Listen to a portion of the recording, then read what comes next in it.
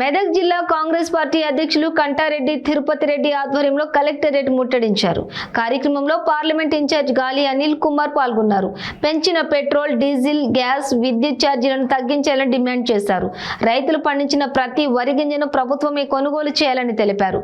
ఈ కార్యక్రమంలో దుబ్బాక ఇన్ఛార్జ్ చెరుకు శ్రీనివాస్ రెడ్డి, సుప్రభాతరావు, పద్మారావు, రాజిరెడ్డి, ఆంజనేయులు గౌడ్, రవీందర్ రెడ్డి తదితరులు పాల్గొన్నారు. పత్రికా పాత్రికేయులకు నమస్కారం. ఈరోజు ఏఐసిసి సూచనల మేరకు, డిసిసి ఆదేశాల మేరకు మెదక్ జిల్లా కాంగ్రెస్ కమిటీ ఆధ్వర్యంలో కలెక్టరేట్ ముందు నిరసన తెలిపి కలెక్టర్ గారికి రిప్రజెంటేషన్ ఇవ్వాలని పిసిసి గారు సూచించడం జరిగింది. అందులో భాగంగా అన్ని గ్రామాల నుండి కార్యకర్తలు కూడా వచ్చి ఈ కార్యక్రమంలో పాల్గొనడం జరిగింది. ఇవాళ కేంద్ర రాష్ట్ర ప్రభుత్వాలు ఏదైతే పేదల రక్తం పీల్స్తూ ఉన్నాయో, పేదల వెంట పేదల నడ్డి విరుస్తూ ఉన్నారో, పేదలపై అనేక భారం మోపుతా ఉన్నారో, దానికి నిరసనగా ఇవాళ కలెక్టరేట్ల ముందు ఈ ధర్నా కార్యక్రమం. ఇవాళ చూసినట్టయితే పెట్రోల్, డీజిల్ ధరలు 15 రోజులల్లో కనీసం 15 రోజులలో 13 రోజులు పెంచిన గత అటు బీజేపీ ప్రభుత్వానికి, ఇటు టీఆర్ఎస్ ప్రభుత్వానికి అని చెప్పి మేము తెలియజేసుకుంటా ఉన్నాం.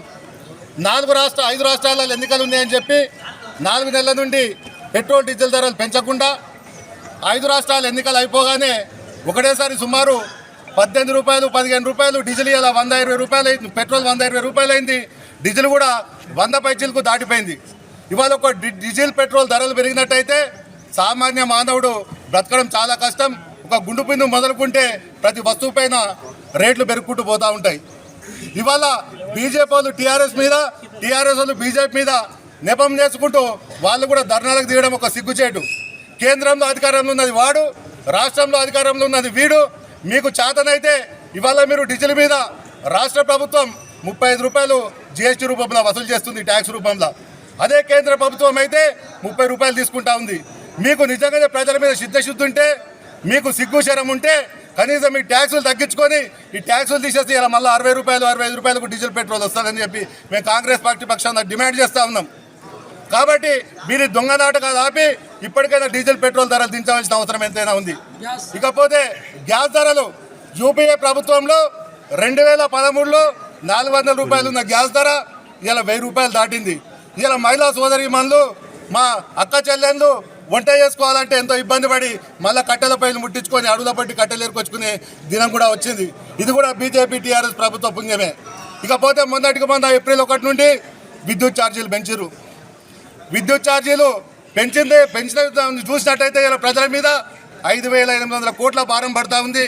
ఇవాళ మీరు విద్యుత్ సమస్యలకు మీ గవర్నమెంట్ ఆఫీసులే కానివ్వండి, మీ టీఆర్ఎస్ ప్రభుత్వం నుండి 13,600 కోట్లు విద్యుత్ సమస్యలకు బకాయిలు పడ్డారు. పెద్ద పెద్ద బాబులు, బడా పారిశ్రామికవేత్తలు ఇలా విద్యుత్ సంస్థకు 4,800 కోట్లు ఎగవేసిర్రు.